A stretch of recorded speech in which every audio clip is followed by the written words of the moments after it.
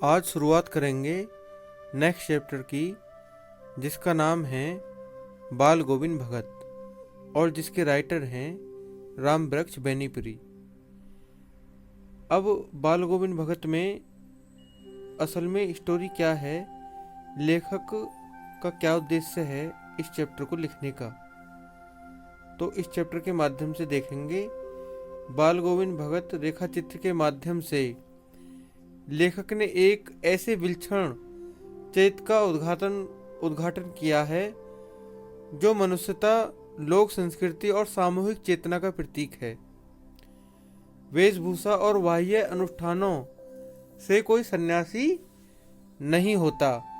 सन्यास का आधार जीवन के मानवीय सरोकार होते हैं।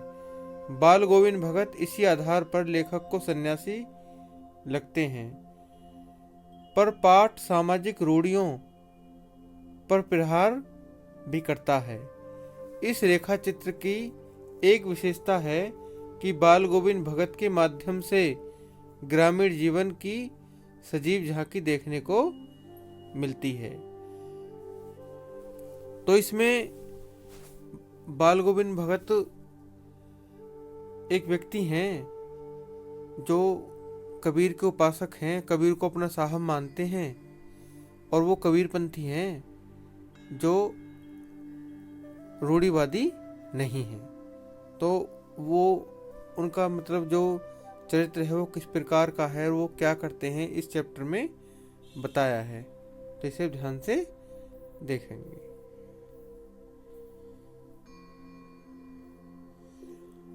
चैप्टर का नाम है बाल गोविंद भगत। बाल गोविंद भगत मंझोले कद के गोरे चिट्ठे आदमी हैं। मंझोले मतलब बीच के कद के, 60 से ऊपर के ही होंगे। बाल पक गए थे, लंबी दाढ़ी या जटाजूट तो नहीं रखते थे, किंतु हमेशा उनका चेहरा सफेद बालों से ही जगमग किए रहता। कपड़े बिल्कुल कम पहनते, कमर में एक लंगोटी मात्र और सिर पर कबीर पंथियों की सी कनफटी टोपी। कनफटी टोपी होती है जो मतलब पूरे सिर पे होती है और कानों तक आई रहती है, वो होती है कनफटी टोपी। जब जाड़ा आता, एक काली कमली मतलब काला कंबल, काली कमली ऊपर से ओढ़े रहते। मस्तक पर हमेशा चमकता हुआ रामनंदी चंदन, जो नाक के एक छोर से ही औरतों के टीके की तरह शुरू होता। गले में तुलसी की जड़ों की एक बेडोल माला बांधे रहते। ऊपर की तस्वीर से यह नहीं माना जाए कि बाल गोविंद भगत साधु थे, नहीं, बिल्कुल गृहस्थ। उनकी गृहिणी की तो मुझे याद नहीं, उनके बेटे और पतोहू मतलब बेटे की बहू। बेटे और पतोहू को मैंने तो देखा था। थोड़ी खेती बाड़ी भी थी, एक अच्छा साफ सुथरा मकान भी था, किंतु खेती बाड़ी करते, परिवार रखते भी बाल गोविंद भगत साधु थे। साधु की सब परिभाषाओं में खरे उतरने वाले कबीर को साहब मानते थे। उन्हीं के गीतों को गाते,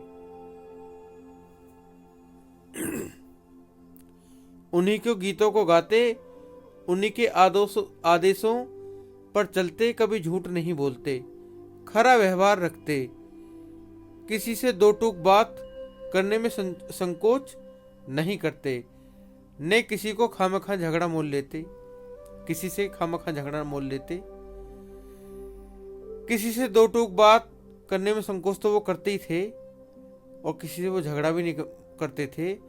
किसी की चीज नहीं छूते, न बिना पूछे व्यवहार में लाते।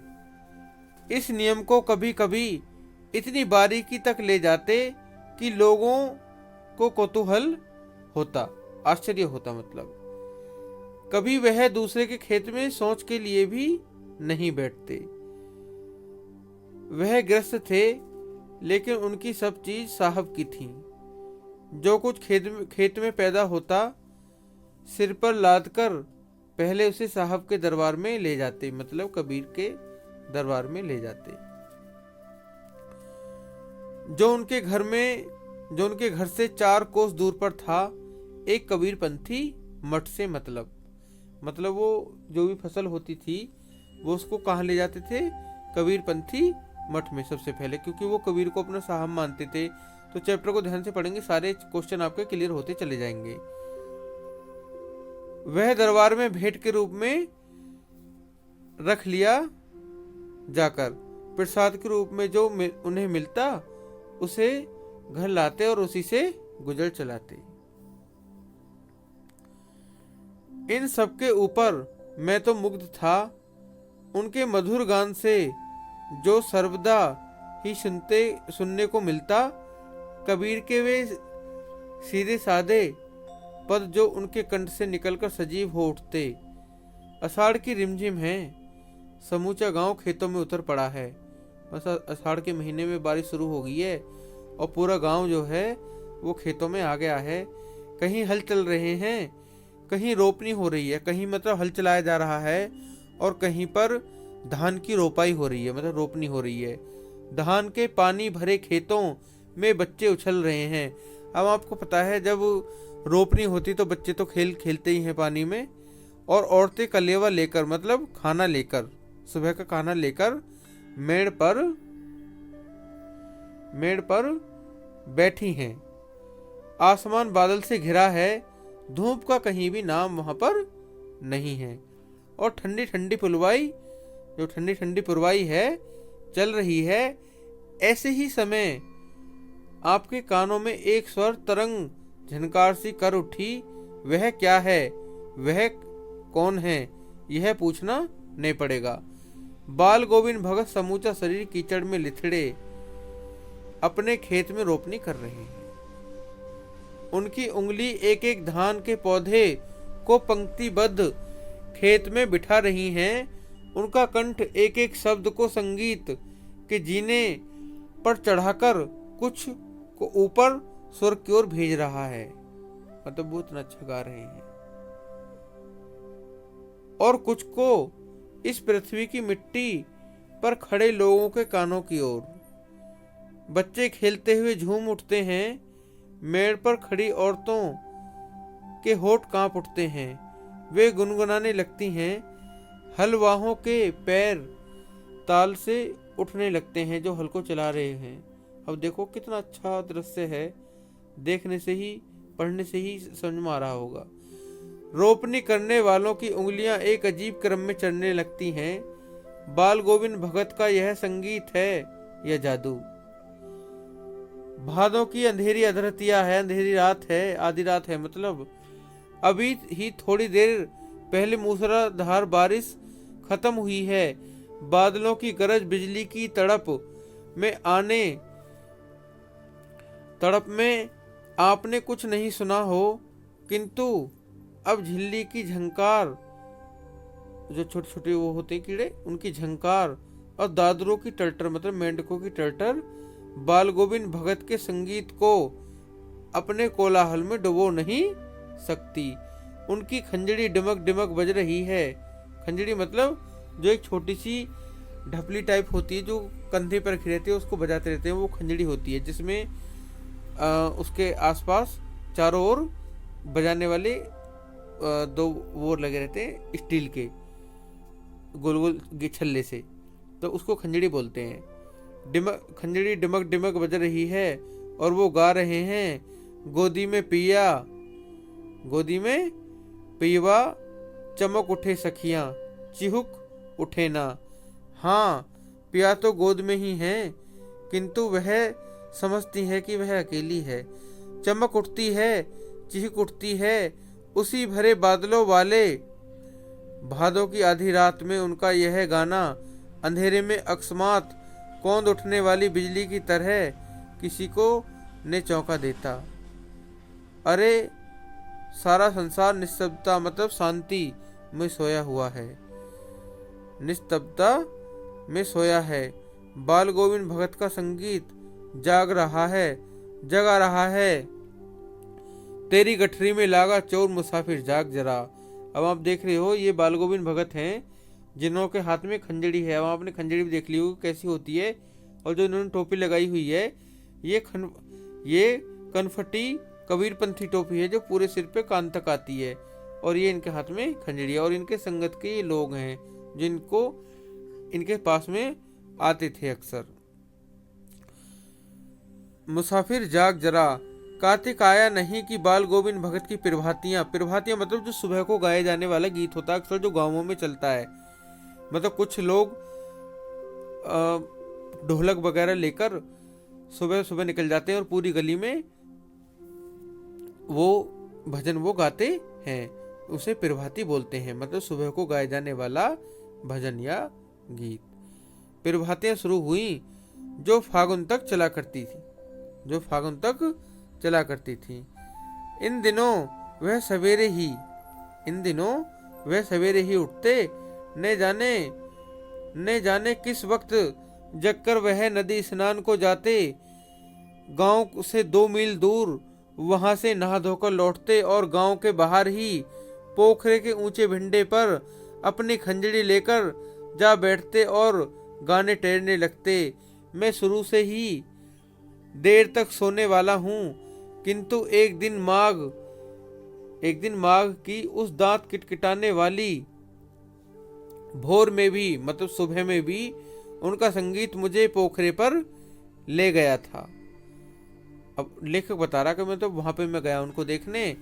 अभी आसमान के तारों के दीपक बुझे नहीं थे। हाँ, पूरब में लोही लग गई थी। मतलब हाँ ऐसा था, मतलब जो तारे थे वो अभी गए नहीं थे, लेकिन पूरब की तरह से हल्की हल्की लालिमा आनी शुरू हो गई थी। लोही लगना मतलब लालिमा आ जाना। पूरब में लोही लग गई थी जिसकी लालिमा को शुक्र तारा और बढ़ा रहा था। खेत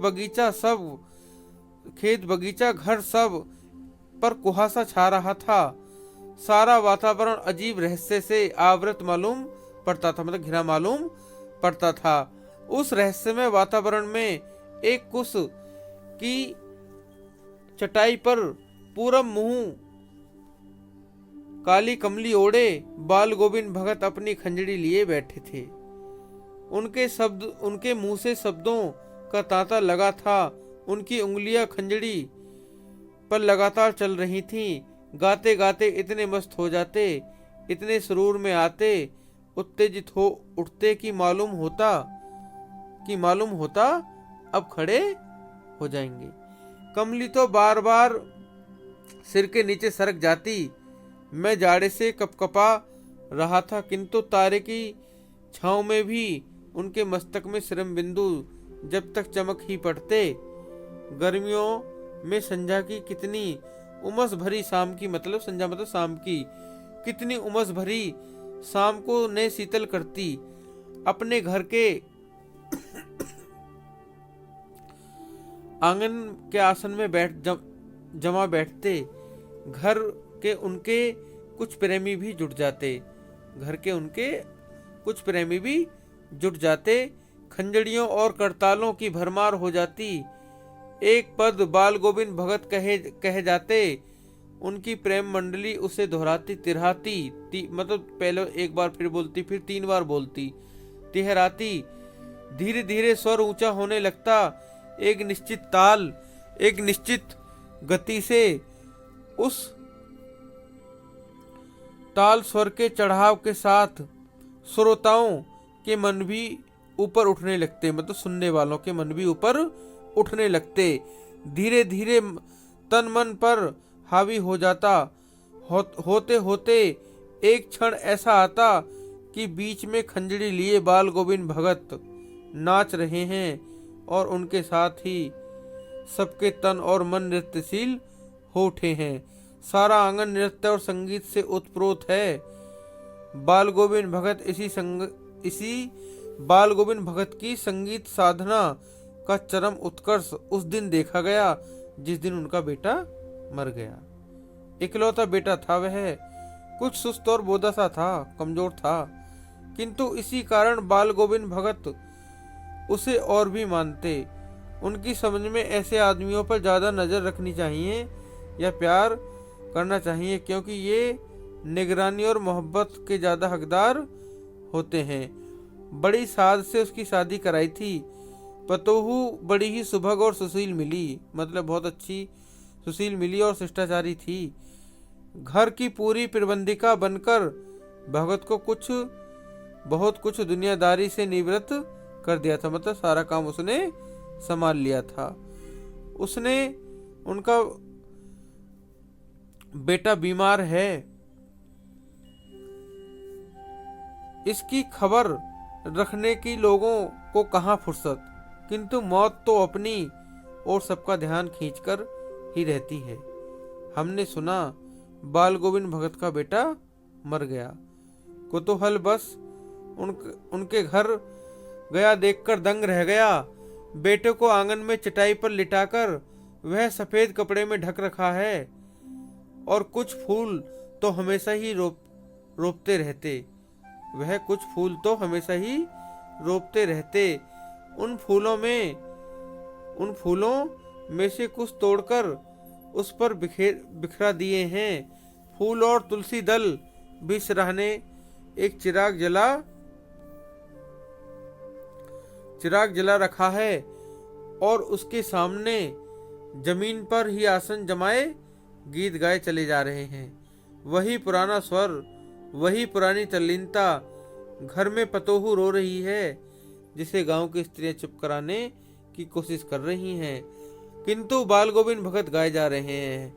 हाँ, गाते गाते कभी कभी पतोहू के नजदीक भी जाते और उसे रोने के बदले उत्सव मनाने को कहते।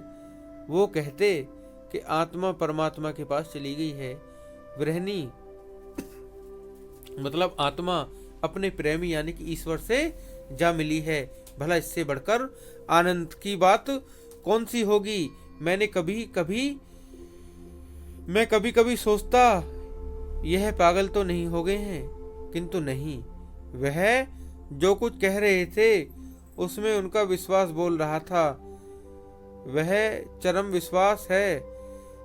विश्वास जो हमेशा ही मृत्यु पर विजयी होता आया है। बेटे के क्रियाक्रम में तूल नहीं किया, पतोहू से ही आग दिलाई उसकी, किंतु जो ही श्राद्ध की अवधि पूरी हो गई, पतोहू के भाई को बुलाकर उसके साथ कर दिया।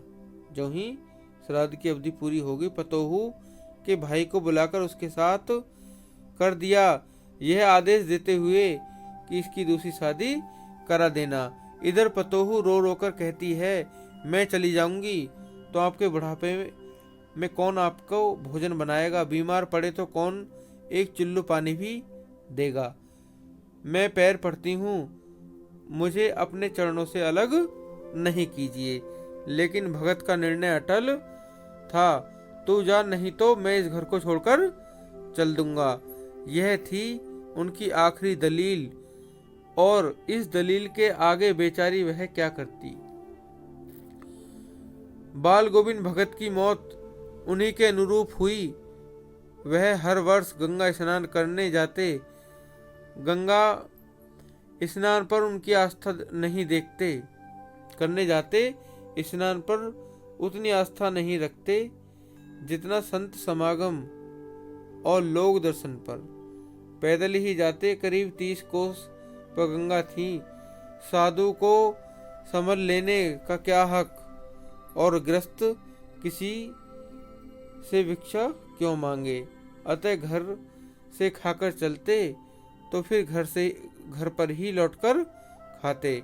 रास्ते भर खंजड़ी बजाते, गाते, जहाँ प्यास लगती पानी भी पी लेते। 4-5 दिन आने जाने में लगते, किंतु इस लंबे उपवास में भी वही मस्ती। अब बुढ़ापा आ गया था, किंतु टेक वही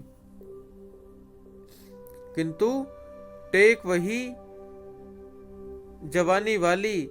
इस बार लौटे तो तबीयत कुछ सुस्त थी। खाने पीने के बाद भी तबीयत नहीं सुधरी। थोड़ा बुखार आने लगा, किंतु नेम व्रत तो छोड़ने वाले नहीं थे।